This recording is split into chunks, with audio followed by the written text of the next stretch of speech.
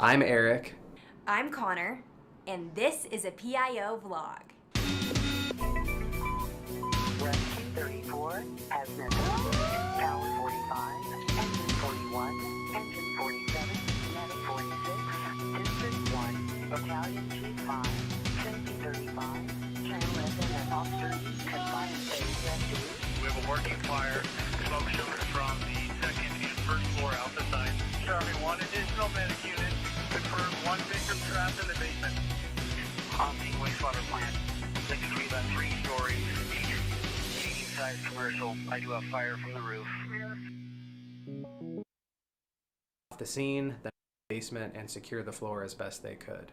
Some of you may have seen the plane crash that occurred in South Metro's district earlier this week, and on the afternoon of March 1st, SMFR responded to this incident on E470 south of Centennial Airport. The first part of this video was taken from the FAA's YouTube channel, which talks about some of the hazards that are at Centennial Airport and some of the challenges that pilots face.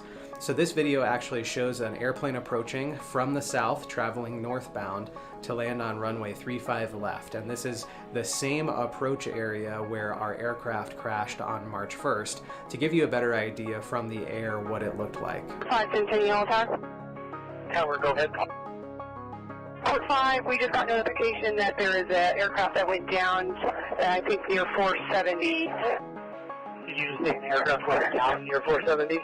Yeah, he appears just south of 470 on final for runway 35 left. You should be able to see smoke. Are you in touch with the pilot at all? I don't believe so. Yeah, it looks like it's right around 470, like just on the west side of the airport. South Metro Port 5, it may be on 470. It looks like the traffic on 470 is halting, so I believe the crash is on 470. Okay, yeah, we're getting a call. It is down on the highway. We're starting a response. I was here at headquarters, and when Centennial Airport transmitted that a crash had occurred, I was monitoring the airport channel and starting to hear what was going on, that it was an off-airport crash and where the response would be. And I left here with our operations division chief and our special operations battalion chief, and it's a very close drive from where headquarters is to where this plane crash occurred.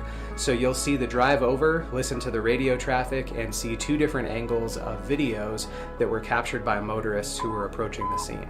Red 1, power 34, engine 33, engine 15, medic 34, medic 32, district 1, battalion chief 5, safety 35, channel SMS off 3, air alert 3 aircraft emergency, nav page W0TX 12001, Mount Belford Avenue.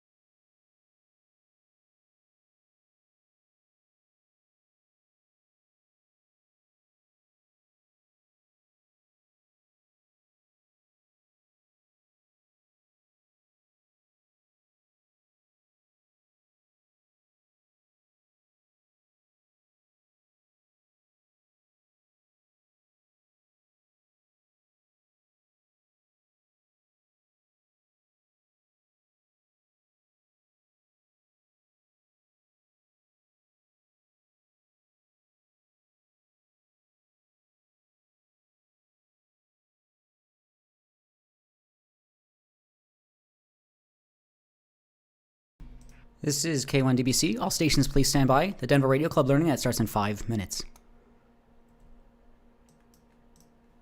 And Chief, it's reported all parties that were on the plane are out.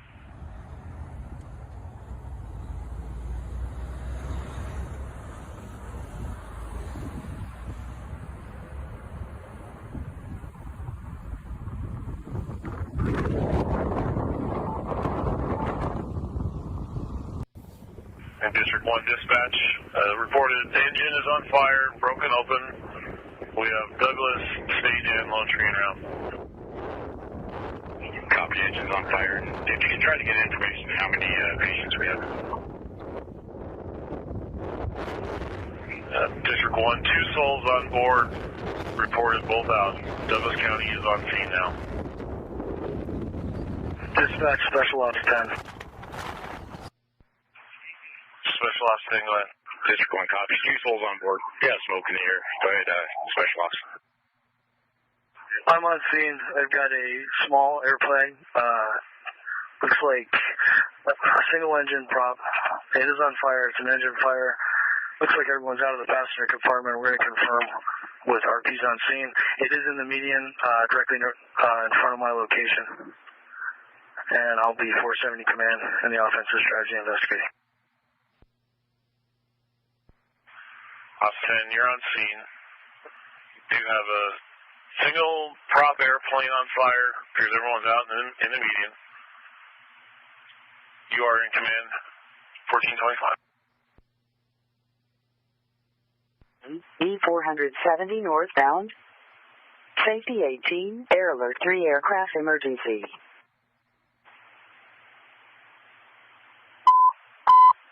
Engine 44, Air Alert 3 aircraft emergency. Nav page W0TX E470 northbound. Engine 44, Air Alert 3 aircraft emergency.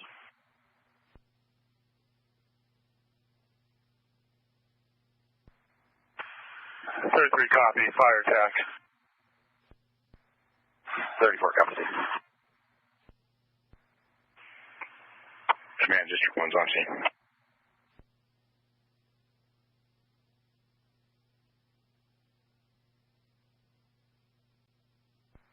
Engine 33, past 34.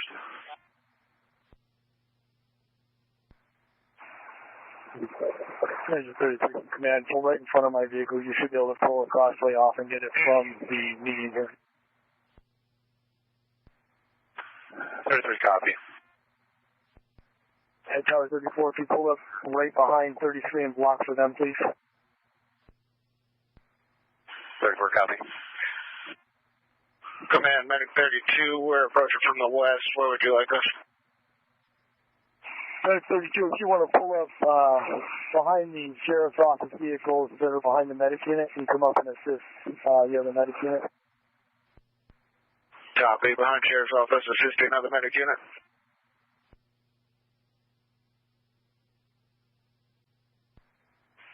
Command District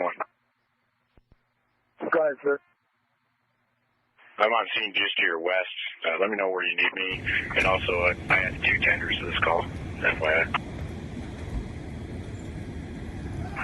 Copy that, sir. I have Engine 33 making a fire attack now. We should know pretty quick.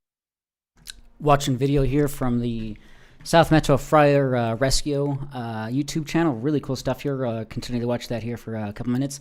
Get the net started here. This is K1DBC. The DRC Learning Net will start in 1 minute. All stations, please stand by while the repeaters are placed into net mode.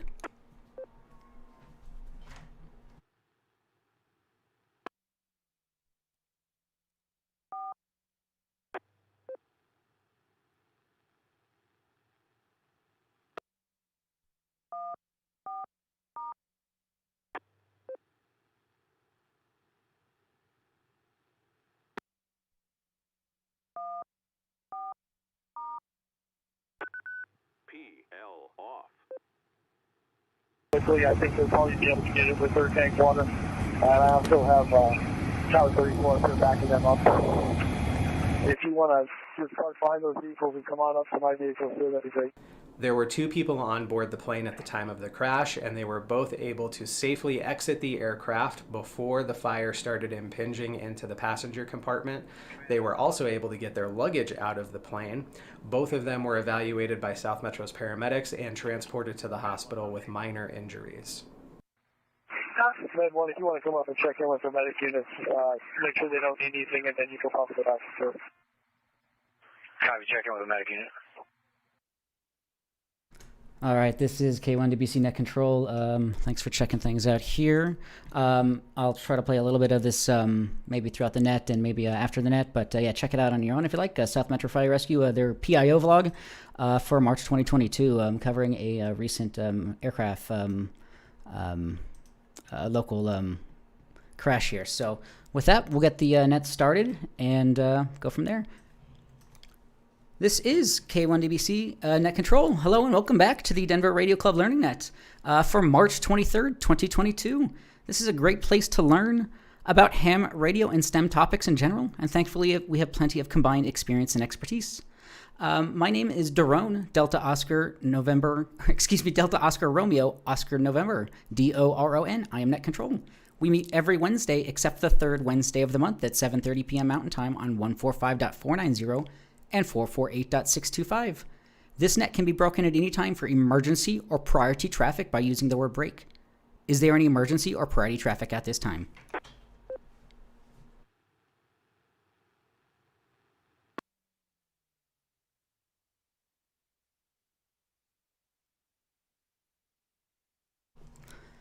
All right, you can contact us outside of this net if you like at drclearningnet@gmail.com or elmer@W0TX.org.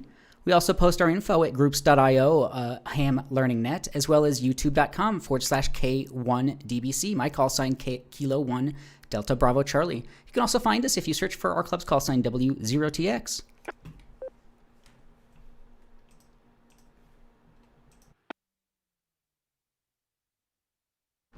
This is K1DBC Net Control. We will begin by inviting Elmers only to check in with or without traffic. All Elmers, please check in now. Alpha 0 Juliet Kilo. Good evening. Voice traffic.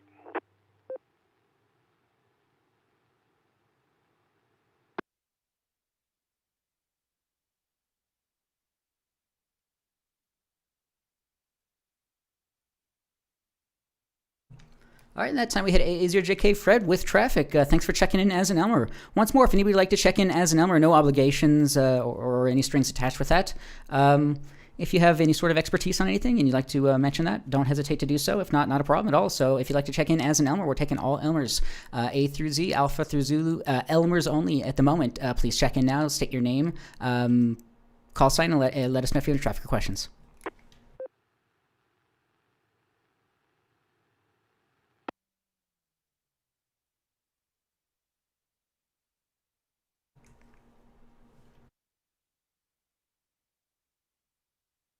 All right, this is K1DBC Net Control. With that, we'll go ahead and open up to the whole alphabet. Check-ins in the net will be taken in alphabetical groups, or excuse me, not the whole alphabet, excuse me. Regular check-ins, excuse me, will be taken in alphabetical groups based on the first letter of the suffix of the operator's call sign. The suffix is the first letter after the number in your call sign. If you can, please try to use ITU phonetics for your call sign and indicate if you have any traffic or questions you do. If your suffix begins with the letters A through M, Alpha through Mike, please check in now.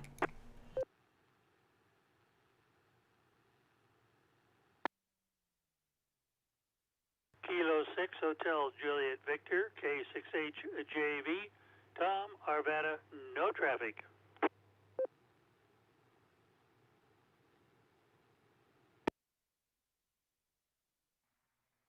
Command detained by zones on lanes. Do you have an assignment? Kilo Foxtrot 0 Alpha Whiskey Charlie, Ryan, Wheat Ridge, no traffic.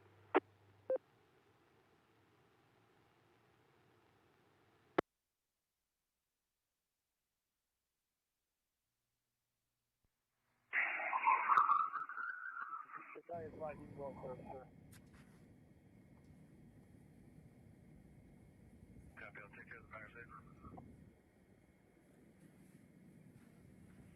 Command Red 1, first stage to the east.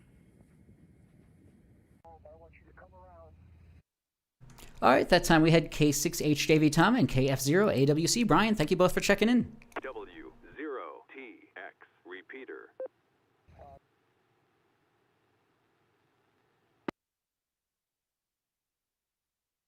One more call. We're taking call suffixes A through Alpha through Mike, A through M. If you'd like to check into the Denver Radio Club Ham Learning Net, just for the counter. If you have any traffic or questions, please do so with your call sign, your name, and let us know if you have any traffic or questions. As you do, please call now.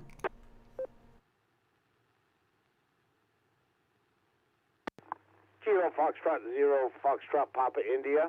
Ron in Lakewood, no traffic.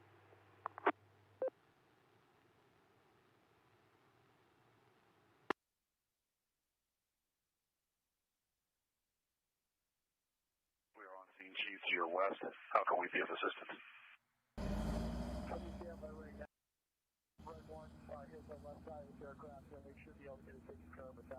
All right, and that time we had KF0, FPI Ron. Thank you for checking in. Once more, if you'd like to check into the Denver Radio Club Ham Learning Net, we're actually just going to open up the whole alphabet. If your suffix begins with the letters A through Z, Alpha through Zulu, please check in now with your call sign, your name, and let us know if you have any traffic or questions. Please call now.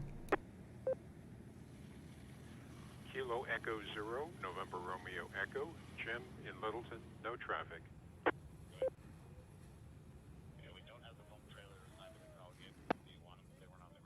November 0, Tango Romeo Papa, Jim in Lakewood. Good evening.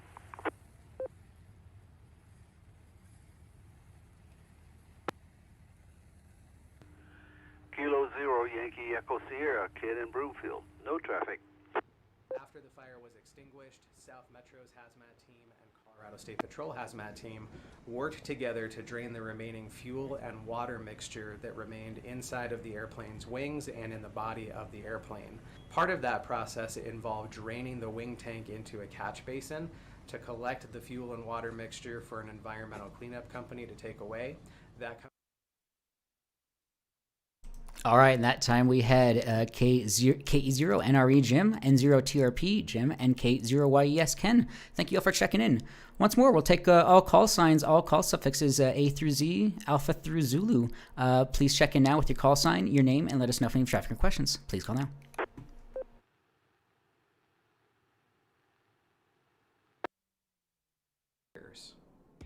As I mentioned in the previous vlog, the merch store is now open. So if you look down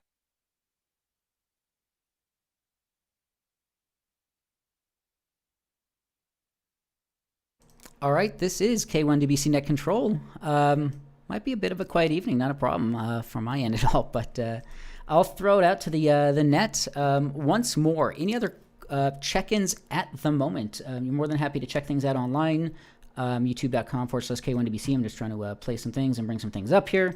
If you're not licensed, you can always check in on there. But for the moment, if you want to check in over the air, please do so now with your call sign, your name, and let us know if you have traffic questions. Please call now.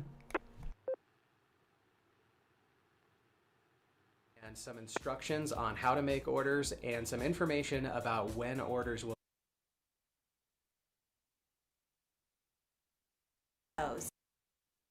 so the traffic could reopen. All right, this is K1DBC Net Control. With that, we'll throw it over to Fred, AA0JK with traffic. The net is yours. Go ahead.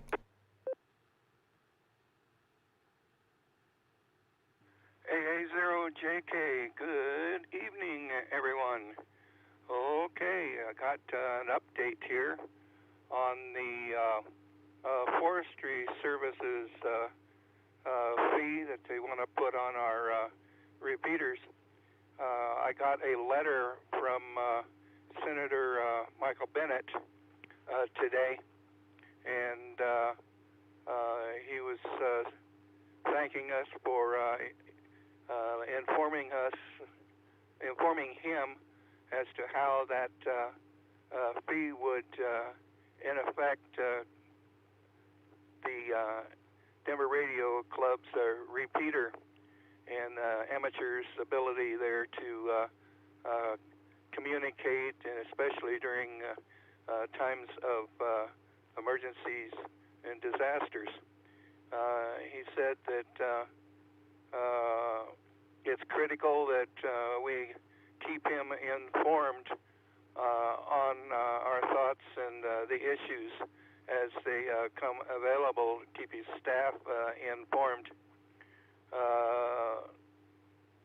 They say they cannot, very well act on any of these issues unless they are made aware of their impact on us.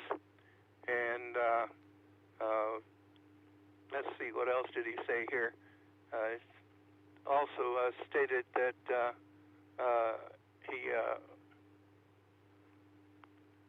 the best information that he can get is from us, he says, because nothing will come out of the politicians out of Washington, so it's critical that we communicate with him.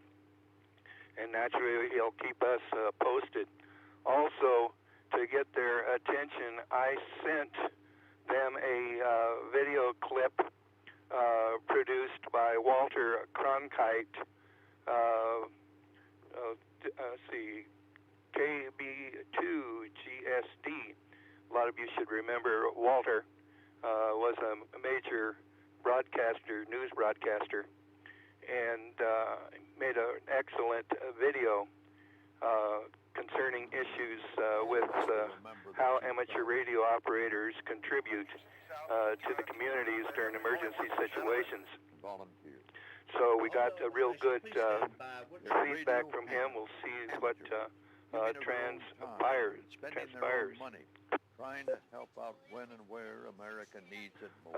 Next, ARRL has stated that they will be have their website shut down the 25th and the 29th through Tuesday the 29th. The 25th through the 29th. They're upgrading their website. Also, for those of you that keep tabs on the solar activity, NOAA also's website will be down the 23rd and the 24th. They're also doing maintenance and some upgrades and testing to their website and their equipment. So that's it from AA0JK. Back to net control.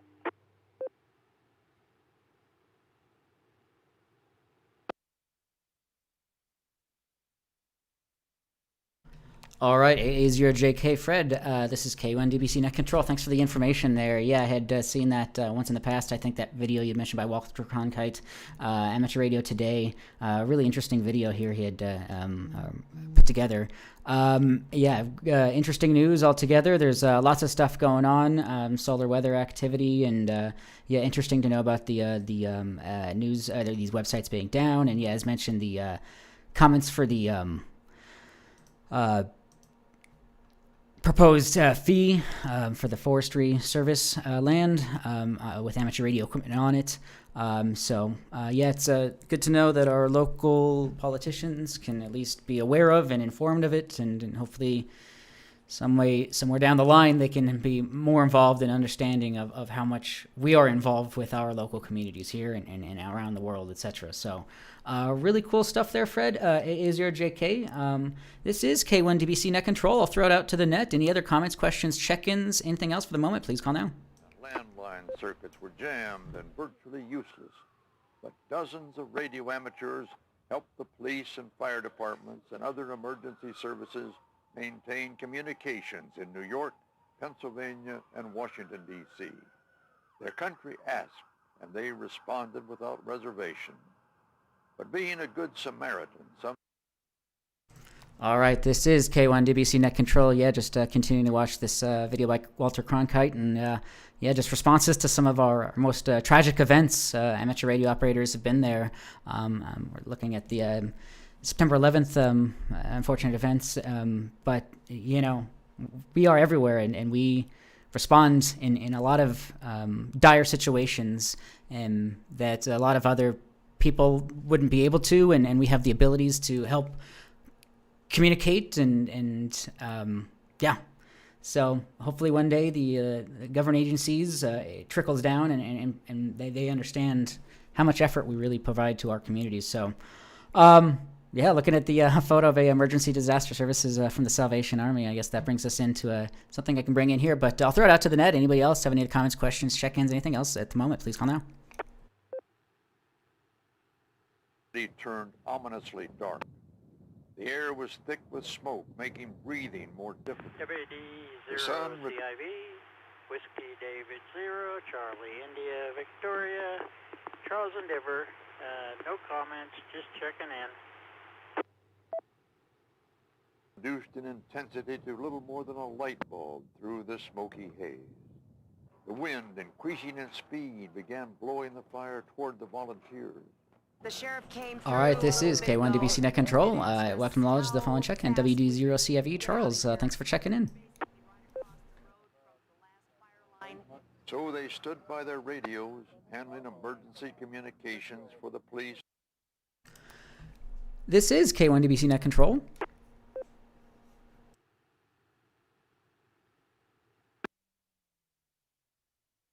This is KE0, RRQ checking in as well. Michelle from Westminster.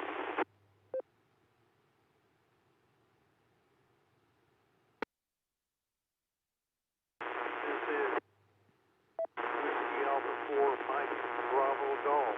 Bob and Aurora, no traffic.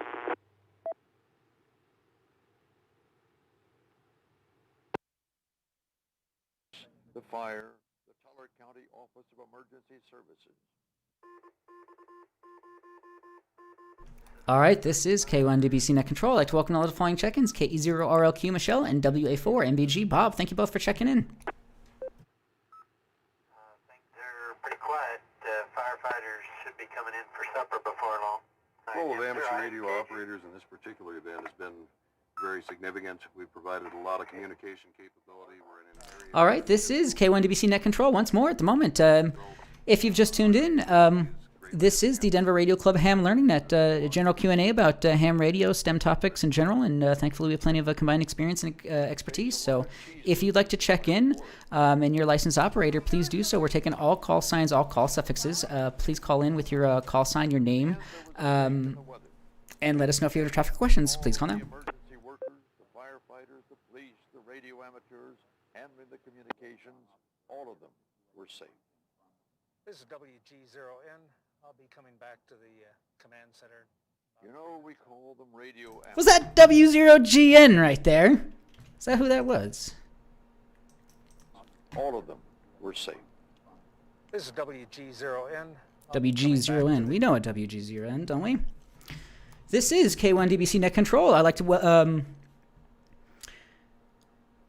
Gosh, I don't know if I missed anybody, but once more, if anybody else wants to check in, please call now.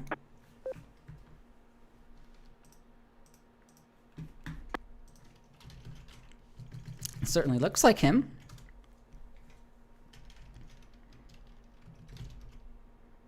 That is Dave Basinger. Wow, look at that. Very cool. This is K1DBC Net Control. As I was watching this video here, I've seen it once before, but didn't even notice this once before.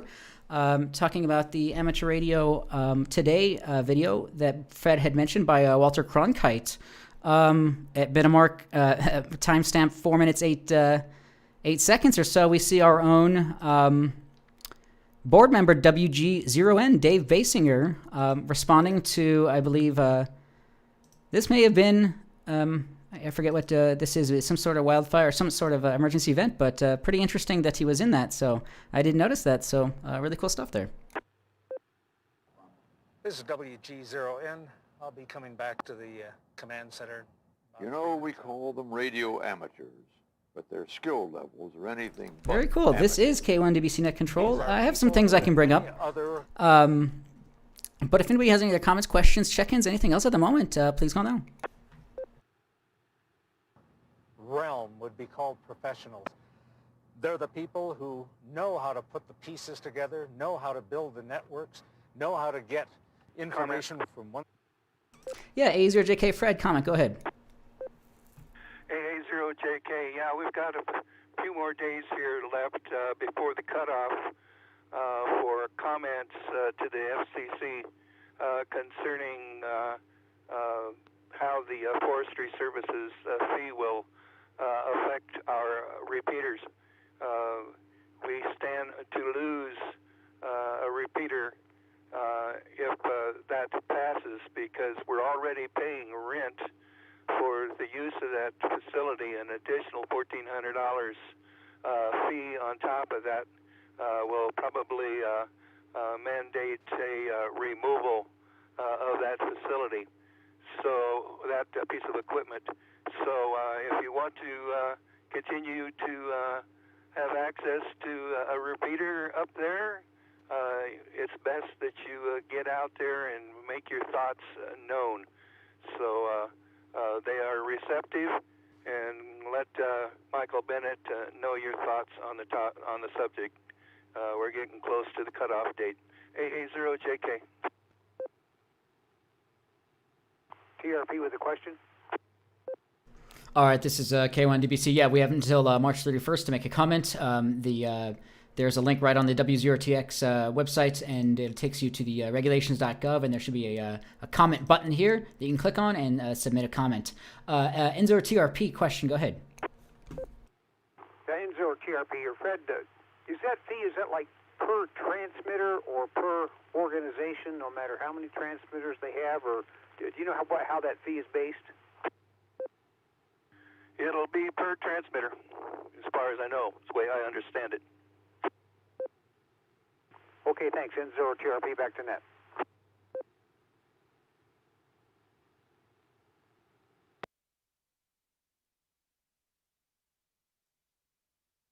Additional comment?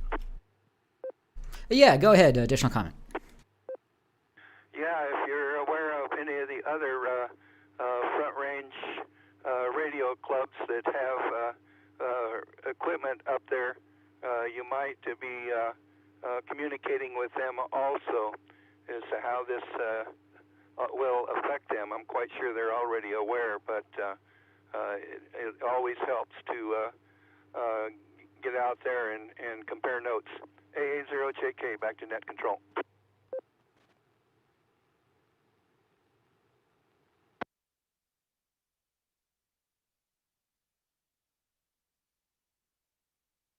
All right, AA0JK, Fred, this is net control, drone K1DBC.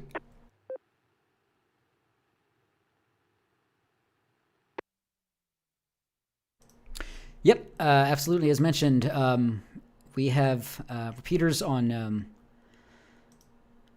land, Forest Service land, and yeah, on our Squaw Mountain repeater, 449-350, and other clubs have equipment on that land as well. And we already pay monthly fees for to lease and etc. So the additional $1,400, it sounds like it would just be an annual one-time fee, I believe. But additionally, on top of the other fees, may make it so that we can't continue to operate a repeater off of there from there. So yeah, until the end of the month, just another week or so. Top of the W0TX webpage here, important notice for more information.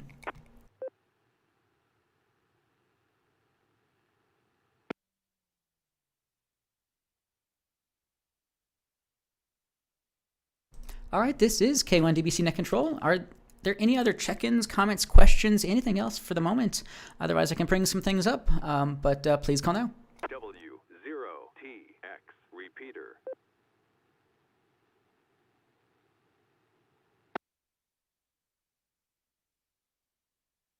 Speaking of emergency preparedness and our abilities and whatnot, we have Field Day coming up. I just fixed my website. It's been broken for a while, but if you go to k1dbc.com/FD or Field Day, you will find more information on there, as well as some sign-up links.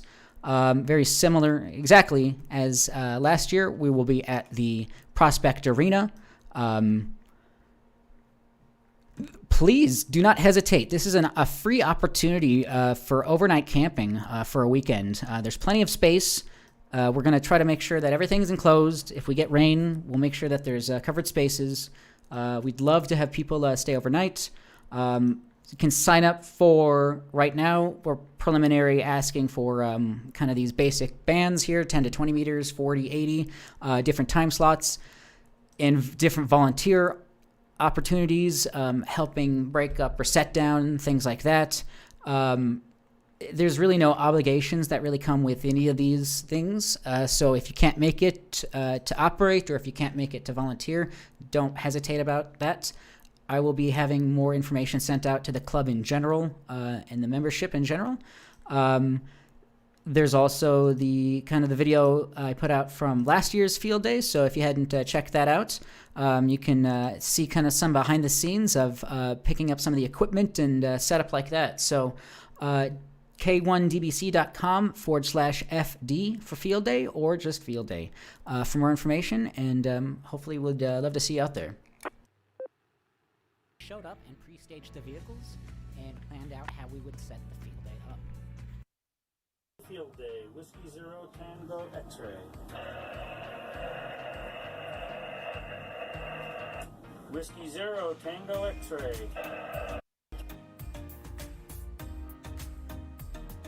All right, this is K1DBC Net Control. I have a few other things I can bring up, but I'm just if you're watching the YouTube, just link for internet was also provided. Watching the video of the field day. So if you have any questions on that, don't hesitate to ask. But other than that, we're taking all call check-ins. Anything else you'd like to discuss at the moment, please call now.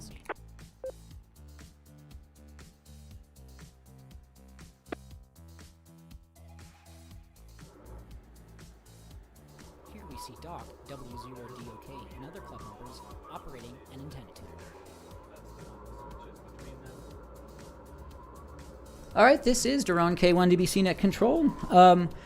Anybody else have any other comments, questions, check-ins, anything else at the moment? Otherwise, I can bring up some recent news stories. Please let me know. Please call now. Right, it should do that. There you go.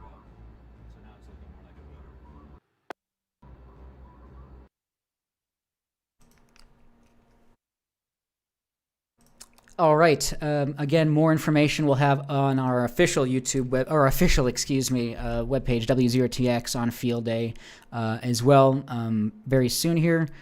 And yep, please don't hesitate to come hang out, help set up. There's a lot of stuff to do, a lot of stuff to help out with. So we'd love to have you there.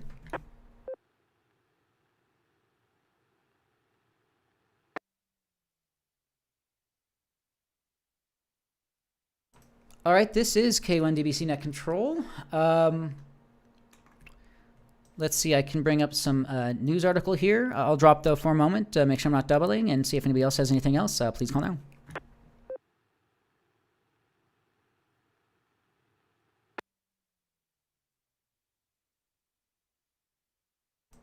This is K1DBC Net Control, radio related. We're talking about quite a big antenna here.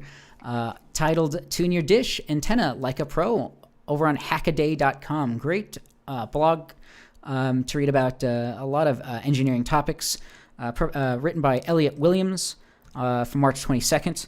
Let's see. It's a problem we all have at one time or another. Your 5-meter radio astronomy dish gets out of calibration and you don't have a ridiculously expensive microwave holography rig on hand to diagnose it. Okay, maybe this isn't your problem, but when Joe Martin, his parabolic antenna got out of whack, he set to diagnose and repair it. And then he wrote up how he did it. You can download his PDF on his radio astronomy collections. At the heart of the measurement is a laser rangefinder connected to a Porcupine Labs interface that passes data onto a Raspberry Pi 4. This is placed on the end of a 2 degree of freedom servo gimbal that scans over the surface of the dish, measuring its shape. After measuring and math, Joe found out that it's a little bit long here and there and short there, so he attached 2 cables with turnbuckles to the front of the dish and pulled it back into shape. The sort of thing that you should probably only do if you've got a measurement rig already set up. The Fluke rangefinder and Porcupine Labs interface combo is very nice, but it comes with a fairly hefty price tag.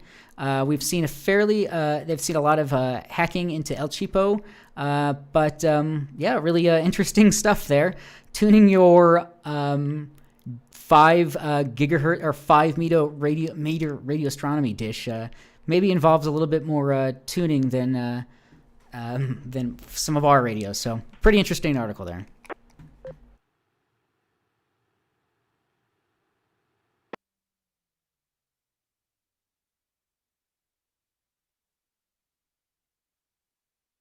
This is K1DBC through Net Control. I'll throw it out to the net. Does anybody else have any comments, questions, check-ins, anything else you'd like to bring up for the moment? Please call now.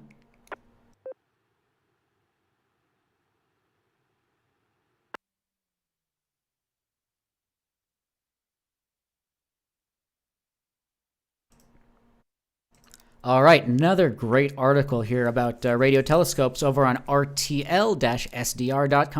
Let me drop here for a moment.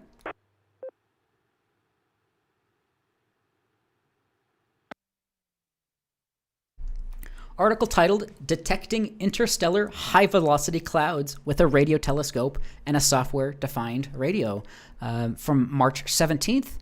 Over on Facebook, Job has recently described his success in detecting interstellar high-velocity clouds with his telescope consisting of a 1-meter dish, amplifiers, bandpass filters, and a software-defined radio. High-velocity clouds, or HVCs, are areas of interstellar gas that are moving at high velocities, relative to that of the galactic rotation. Job has been ticking off some amazing radio amateur milestones results recently with his radio telescope and radio. Let me drop.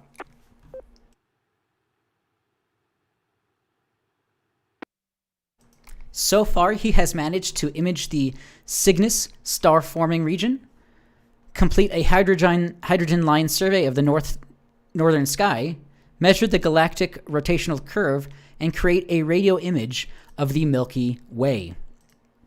His latest post about detecting high-velocity clouds, a little bit detailed here, but let's see. The anti-center complex is the easiest, which they detected this year.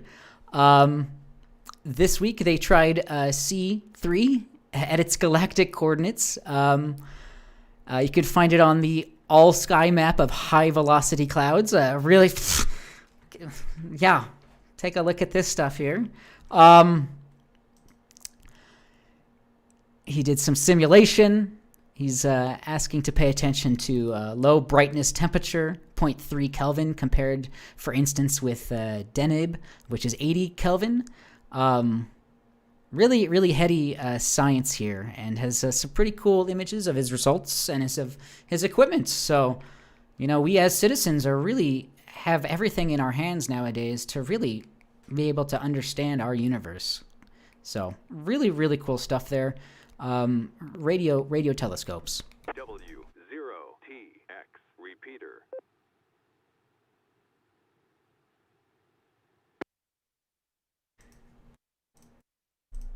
This is K1DBC with Net Control. No question is too small. This hobby gets quite involved, and there's a lot of stuff out there. With that, I'll throw it out to the net. Any comments, questions, check-ins, anything else you'd like to bring up for this evening's net so far, please call now. Kilo Echo Zero, Sierra Uniform Mike, check-in.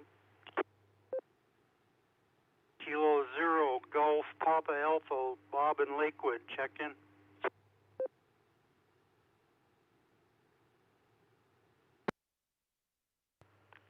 KG5, PDF, Jake in Denver. Check in and got some traffic too.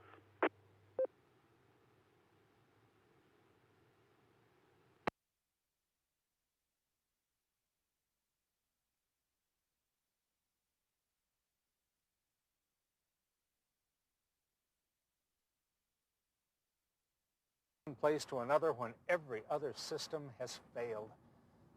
I don't think that's amateur. Ham radio has been around for This is K1DBC Net Control. I'd like to welcome knowledge of the following check-ins. That doesn't mean out of date. Even America's space shuttle and the International Space Station. KE0SUM Jonathan, K0GPA Bob, and KG5G PDF Jake with traffic. Thank you all so much for checking in. Evaluate your life when you look at the Earth. Over. When you float up here above the Earth in our little spacecraft and look down at the great big spacecraft that we all fly on, it makes us all think about what our priorities are. Over. All right, this is K1DBC Net Control. I'm sure I can bring up a couple of other things, but one more time, is there any other comments, questions, check-ins, anything else you'd like to bring up for this evening's net so far? Please call now. I'm a sailor. I really enjoy being on the sea with the wind at my back, underway, under sail. What most of you don't know is I'm a radio ham too. My call is KB2GSD. All right, this is K1DBC Net Control. If you're watching on YouTube, we're just continuing to watch the Amateur Radio Today by Walter Cronkite with our own WG0N with an appearance, but really interesting stuff there. So once more, well, with that, though, I'll throw it over to Jake, KG5 PDF. The net is yours. Go ahead.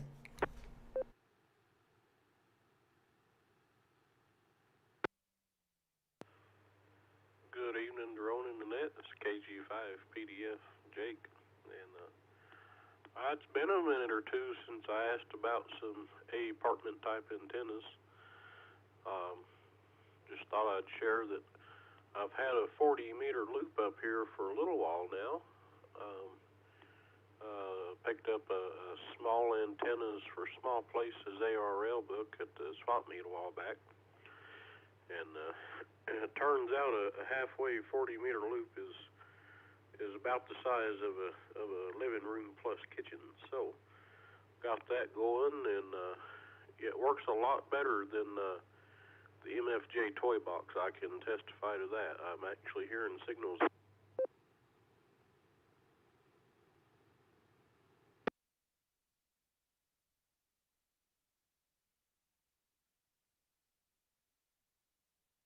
All right, sounds good there, KG5 PDF. This is K1DBC Net Control.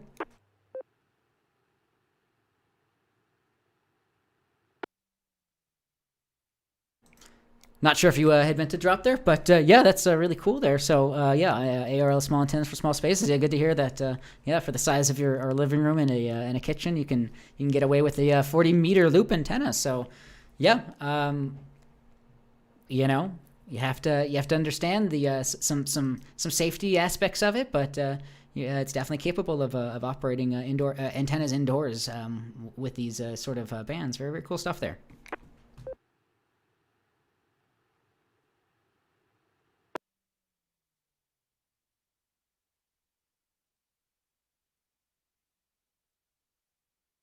All right, this is K1DBC Net Control. It looks like Jake had just mentioned his power supply drop there. If you can hear us whenever you want to jump back in, Jake, go ahead and do so, and I'll keep carrying it on there here for a moment.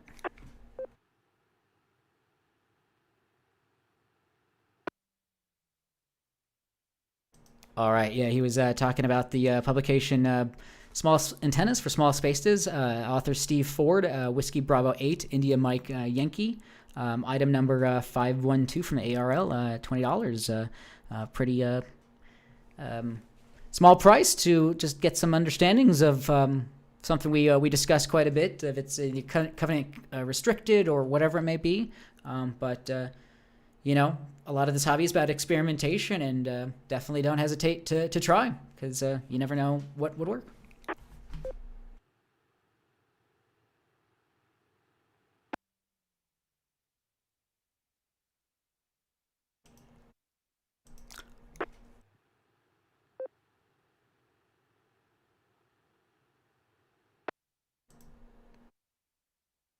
All right, this is K1DBC Net Control. What else? I can bring up some things here, but I'll throw it out to the to this evening's net. Anybody else have any other comments, questions, check-ins, anything else so far for this evening's net? Please call now.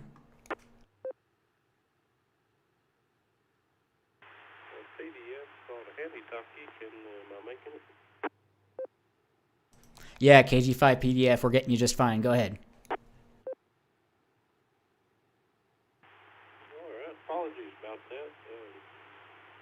Process of building a go kit in a shack in a box rather, and I've had everything apart today, and for some odd reason, as I was transmitting there, my power supply decided to shut down on me, and the fan's not coming on at this moment, so there's a couple things could be going on there, not sure just yet. I'll have to dig into that later, let it drop.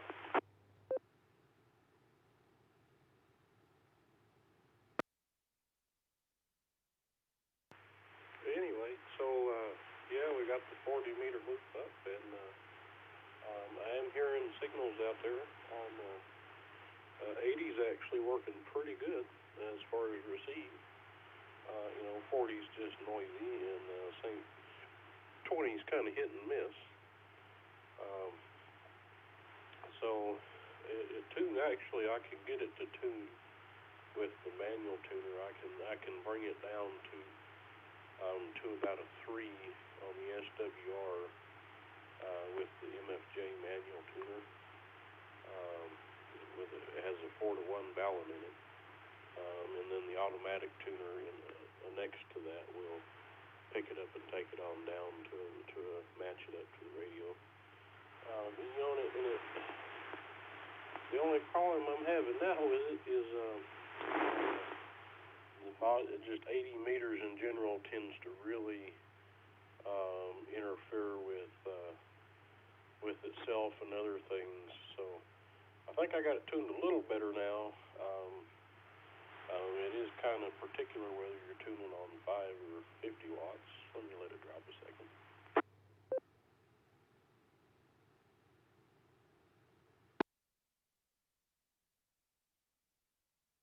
So that was the last time I tried to check into a net. That was my problem, I think.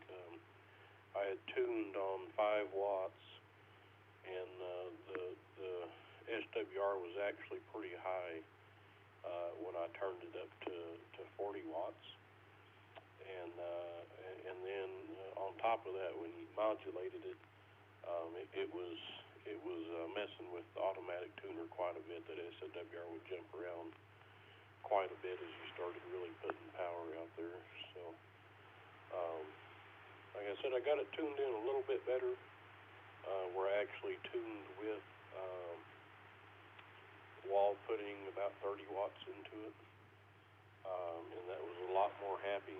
So still haven't made it into a net or something where or been able to break into a rag chew to see how I'm doing, but can hear the stations out of the springs down there that are doing net control for like 3916. I can hear that controller pretty good. So if anybody had any thoughts, just wanted a little bit of an update there, and if anybody had some thoughts on keeping 80 meters out of everything in your house. JK.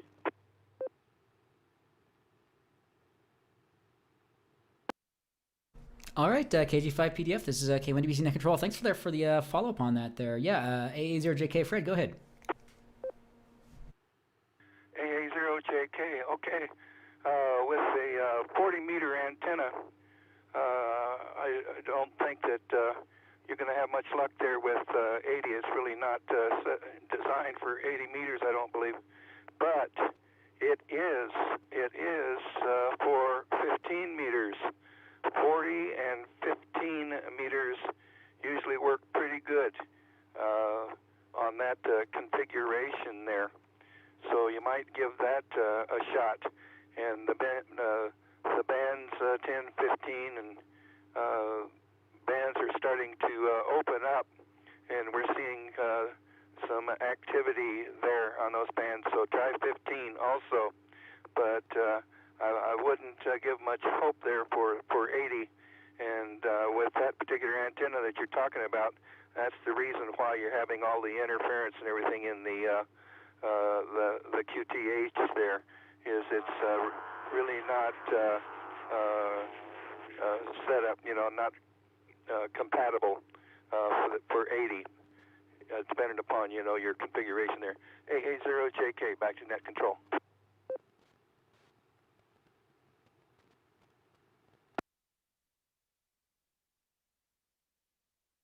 All right, sounds good. AA0JK Fred, this is K1DBC Net Control. Yeah, good information there on the other bands that you may be able to try. Definitely conditions. It sounds like somebody was trying to get in there potentially. Anybody have any other follow-up on that at the moment? That was trying to get in there. Go ahead.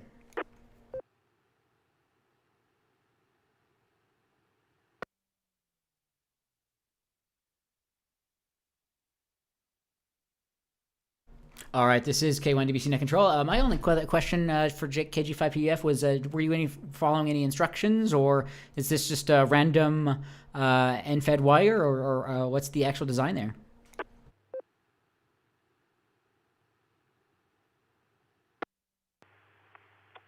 So, yeah, obviously an end-fed would have been a challenge because I don't have any straight planes to run down really. But yeah, so I thought a loop would be a good start, and you know, I was kind of reading through that book, and it sounded like you know, loops tend to mitigate noise pretty good too. So I figured that was a good place to start. So yeah, this is a square, rectangular, horizontal loop. There may be some different terminology for that I've forgotten, but that's fed with about 10 feet of, I believe that's 450 ohm window ladder line into a MFJ portable tuner, which is a manual tuner with a 4-to-1 balun on it.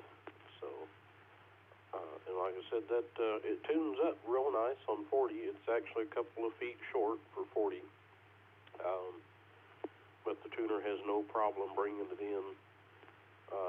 It just the band on top of local QRM and band conditions. Yeah, 40's been pretty much a complete bust. And like I said, most of the nets and things tend to happen a lot on 80, so that's where I've really been trying to operate. Comment.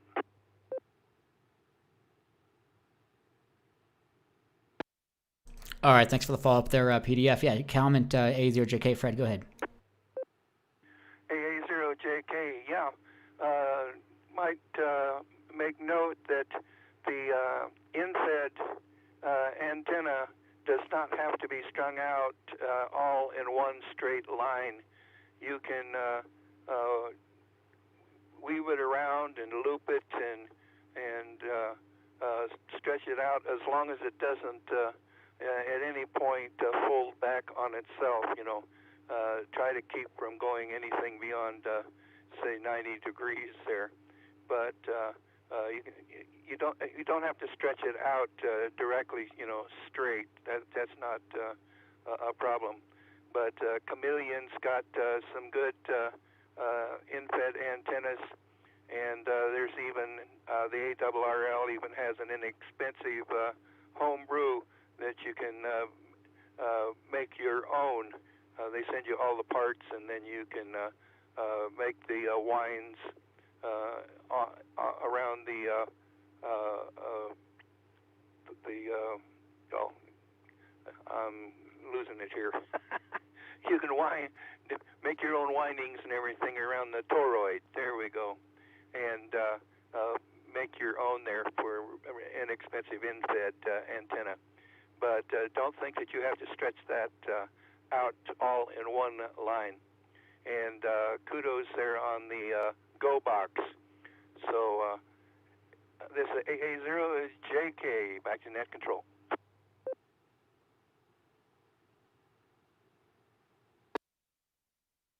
Okay, I'd like to pose some additional questions there, this PDF.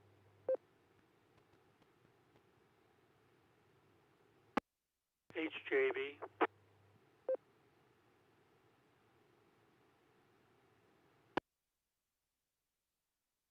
All right, this is K1 DBC Net Control. Thank you so much there, PDF, yeah, for all that information there, all that follow-up. That's, yeah, really cool stuff to know. And, you know, in small spaces, you definitely have abilities to do a lot more than we may think. So, yeah, I can definitely come back to you here in just a minute. I think I heard HJV in there. Was there also somebody else that had tried to check in there or had any other questions on that?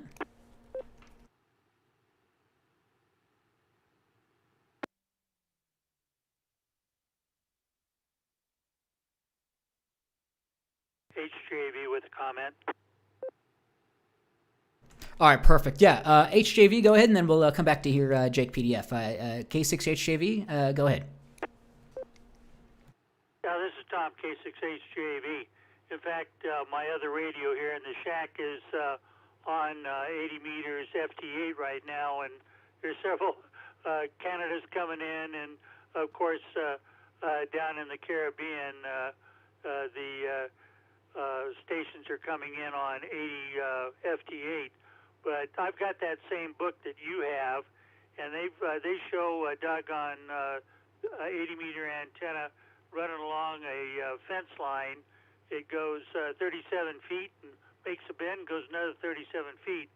And like Fred, I also run the FTA or the chameleon antenna, and that can be bent according to their manual.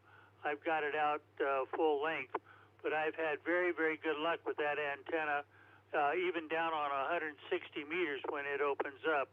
So take a look at that page 3-23 in that antennas for HF on that manual that ARRL has, and it shows you a pretty good setup for bending a 80-meter antenna.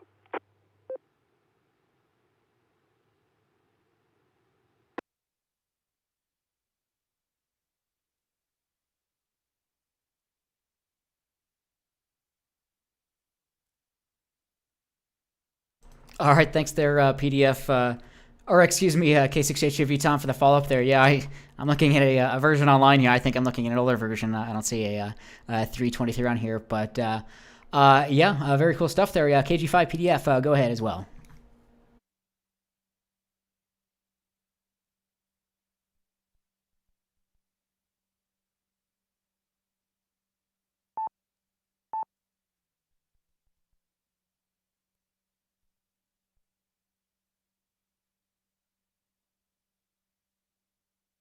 This is K1WC Net Control. Sorry, I have an audio issue here. Give me just a minute here.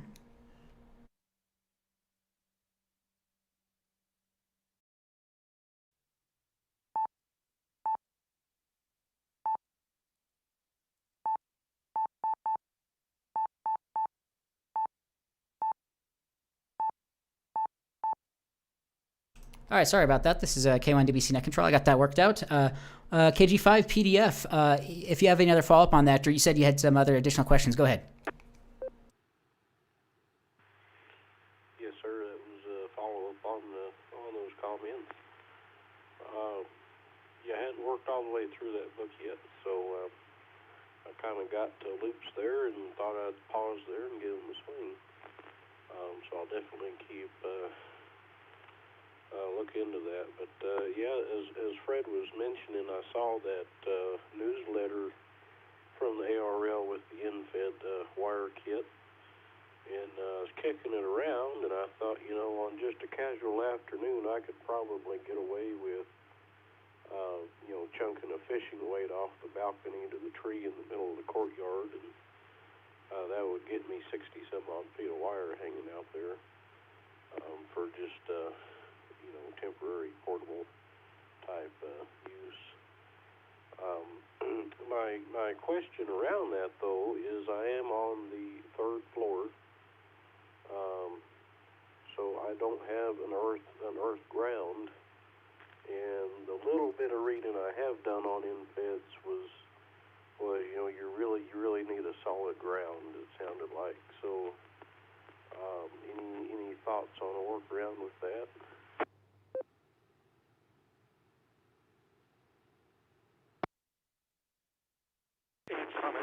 Comment?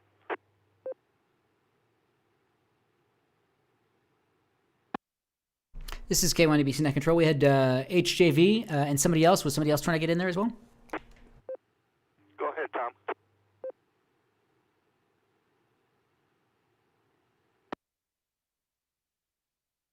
Yeah, this is Tom, K6HJV. Well, if you're in an apartment complex, most of those apartment complexes have used copper pipe for all their water. So if you've got a good cold water line somewhere around there that you can attach a wire to, that may solve your grounding problem up on the 3rd floor, or at least give it a whirl. Back to you, Drone.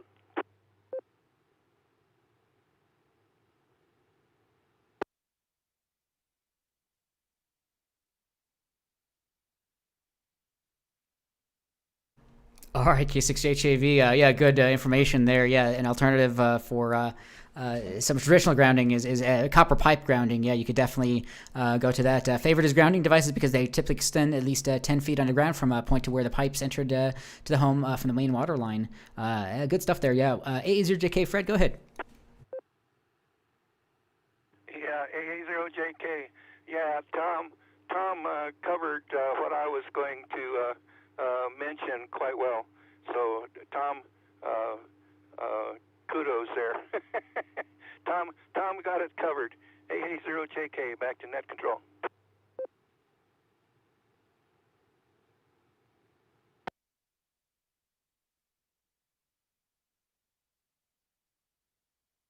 All right, sounds good there. A0JK, Fred, this is K1DBC Net Control. I'll throw it out to the net. Any other comments or questions, check-ins, anything else? We have another 5-10 minutes or so until the end of the net here. No hard stop, but this is your net. If you have any interest in amateur radio, ham radio, s.t.e.m, this is the place for that. So if you want to bring up any projects you've been working on or have any questions or just want to check into the net, please do so with your call sign, your name, and let us know if you have any traffic questions. Please call now.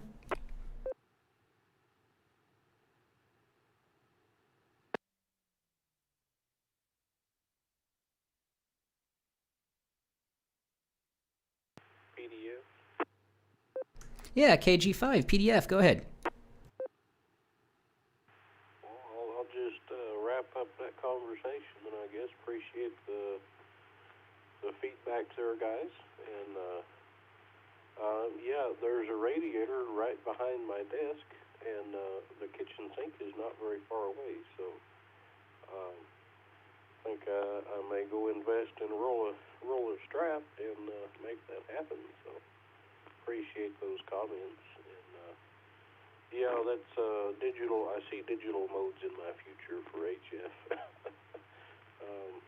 Yeah, if I can get the RFI under control on 80, then I may be able to make use of it. So much appreciated. KG5 PDF, back to net.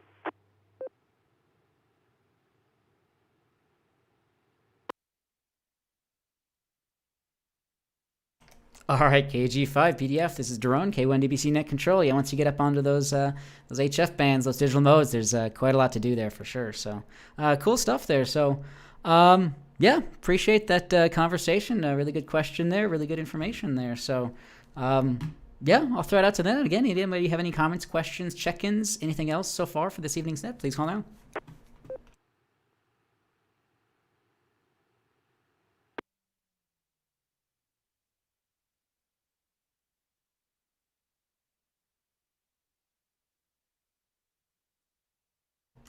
All right, this is K1DBC Net Control. I might be able to bring one or two more things up here, and then we may be able to end the net. But once more, anybody other have any comments, questions, check-ins at the moment, please call now.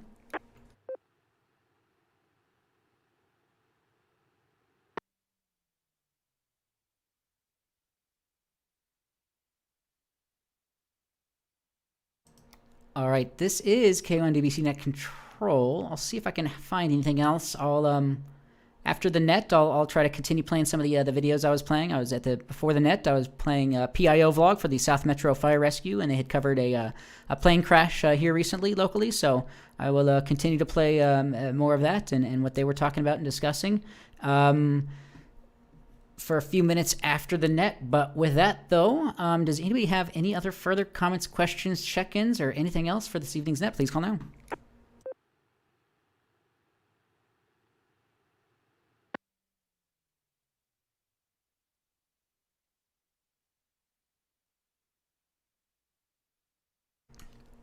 Let's see, as mentioned earlier on in the net, our field day is coming up June 26th and 27th. You can find more information on my website at the moment, and then it'll be updated on our official club's website. So my site is, again, my call sign, k1dbc.com. Button right on the front page for field day updates. And very similar to last year, we'll be at the Prospect Arena, and there'll be links. There are links here for radio operations sign up and volunteer sign up. Again, no obligations or really strings required, so if you can't show up for what you signed up for, not a problem. And all of this will be going out to the membership. So we hope to see you out there this year. So yeah, don't hesitate to volunteer because we'd love to have this event go a little bit smoother this year. But yeah, let us know.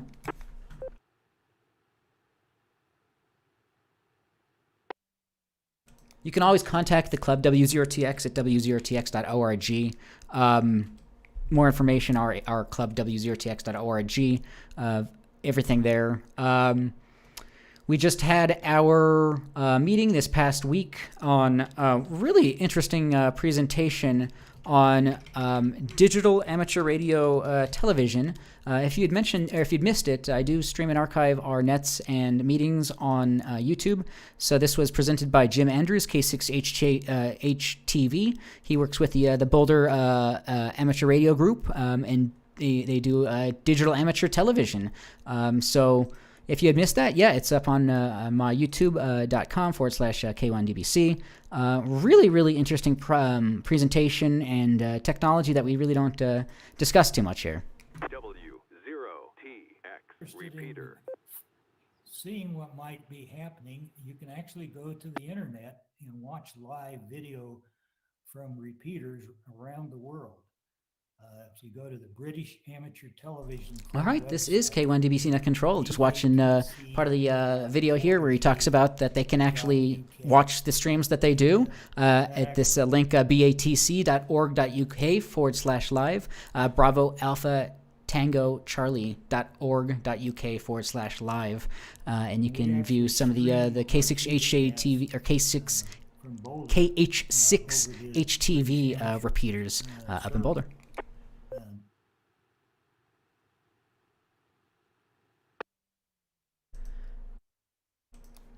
What else? This is K1DBC Net Control. Any last-minute comments, questions, anything else? Otherwise, I can cover a couple of other club business, but we'll probably wrap things up. Any other last-minute comments, questions, check-ins, please call now.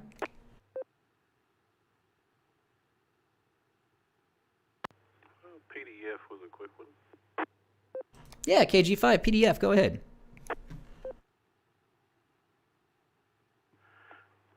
Just some additional things rattling around in the back of the head there. For anybody else out there that might be interested,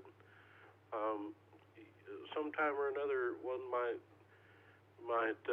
look up some articles on antenna efficiency and SWR. So the most obvious sign that you are tuned up properly on 80 meters is that's when you get the most RFI. It's been yeah, that for sure. If you're off quite a bit, your touch lamps don't flicker much, but when you get on there and you're tuned up good, they quite do. But and noise tuning by noise on receive, I have certainly proved that one out for myself.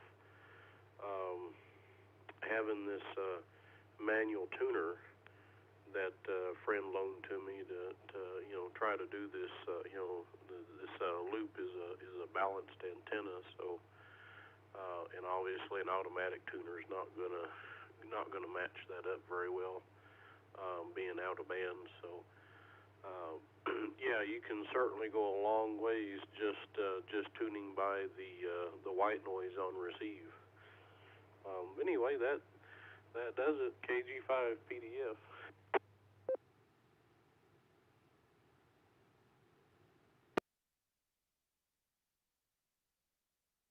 Oh, very cool there, Jake, KG5 PDF. Interesting, yeah, just through the white noise, the RFI, that definitely has some measurement, and you can hear it increase or decrease, so you can at least get at least in a range where it's at least usable. So that's pretty interesting. Very, very cool stuff there. And yeah, 80 meters, as you mentioned, I guess apparently you might have some RFI there, and that's how you know it's working apparently. So cool stuff there.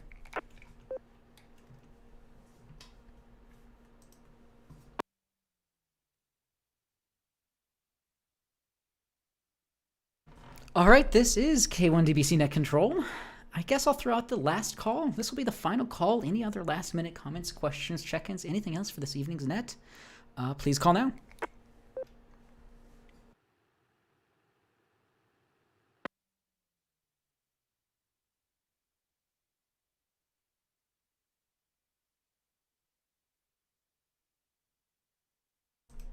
All right, this is K1DBC Net Control. Definitely appreciate everyone being here. We had a total of 14 check-ins this evening. You can always contact us at drclearningnet@gmail.com, Elmer at W0TX.org, groups.io/G/ham learning net. As mentioned, youtube.com/K1DBC. Appreciate all the activity everywhere there. If you ever want to see some behind the scenes or some additional context, that definitely helps. So we appreciate our Elmers and the Denver Radio Club for allowing us to use this repeater. We meet on the third Wednesday of the month it used to be in person, but remotely now. For the foreseeable future, 6 p.m. for an Elmer session prior to the regular scheduled Denver Radio Club meeting at 7. Everyone is welcome to that. Licensed, unlicensed, anyone.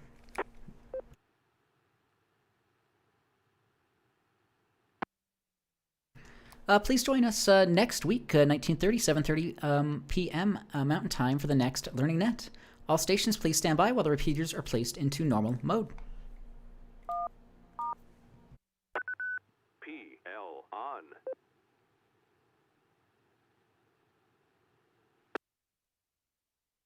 All right, this is K1DBC Net Control. I've been hosting this net for a few years now. I really appreciate everyone continually checking in, and don't hesitate to jump in at any given time for whatever you like. So with that, this is K1DBC Net Control, 7-3 to all. If you're checking out the YouTube, I'll continue to play some of that video there from the PIO vlog of the plane crash from South Metro Fire Rescue.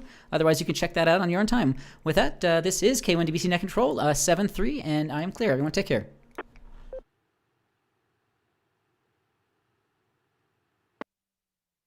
All right, thanks everyone for watching here. Yeah, over on the South Metro Fire Rescue YouTube channel, plenty of cool stuff. This is the PIO vlog they do on a monthly basis, and this is the recent aviation accident here locally. So I'll play a few minutes of that and then close the stream out. So everyone have a good evening. We'll pull the crossway off and get it from the meeting here. 33 copy. Head Tower 34, if you pull up right behind 33 and block for them, please. 34 copy. Command, Medic 32, we're approaching from the west. Where would you like us? Medic 32, if you want to pull up behind the Sheriff's Office vehicles that are behind the medic unit, and come up and assist the other medic unit. Copy, behind Sheriff's Office, assisting other medic unit.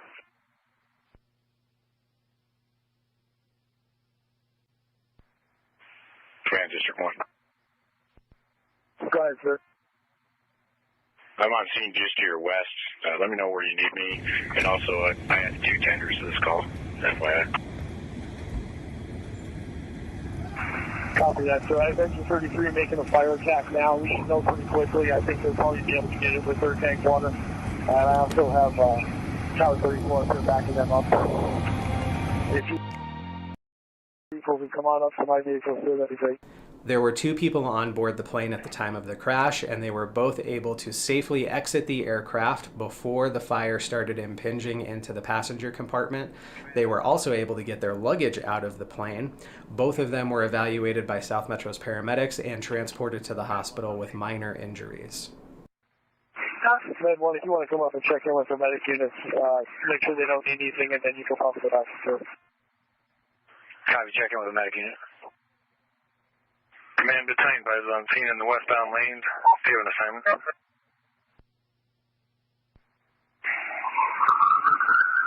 Battalion 5, you can go first, sir. Copy, I'll take care of the fire saver. Command Red 1, first stage to the east. I want you to come around the back of right to this side of the vehicle, and I'm going to have you tell you the left side of the aircraft. Red 1, copy. 33 Alpha from command.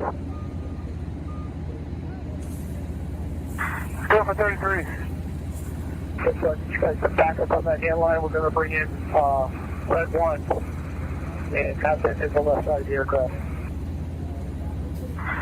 33 copy.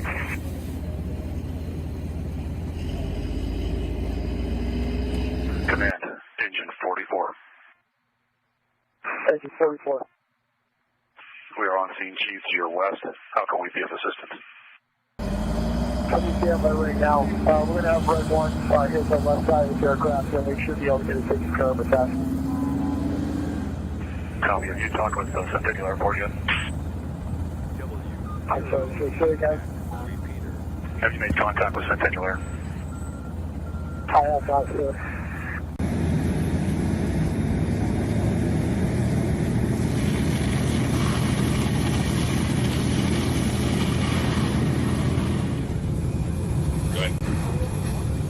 Yeah, we don't have the foam trailer assigned to the crowd yet. Do you want them? They weren't on the original run through.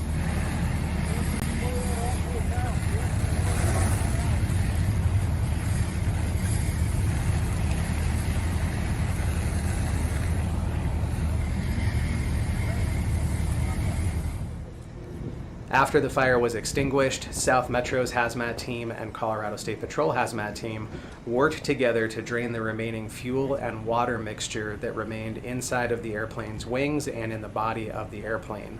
Part of that process involved draining the wing tank into a catch basin to collect the fuel and water mixture for an environmental cleanup company to take away.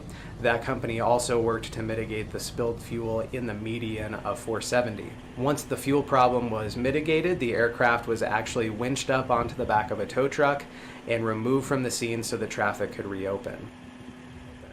The FAA and the NTSB will be working on an investigation. Their initial assessment on what happened can take up to 2 weeks to be released, and the final findings of the investigation could take up to 2 years. All right, thanks again, everyone, for watching, and that'll probably do it for this evening. Yep, there we go. So, thanks, everyone, for watching. Here we do a shot. Here we go. This is without green screen. No, that. Have a good evening. We'll see you.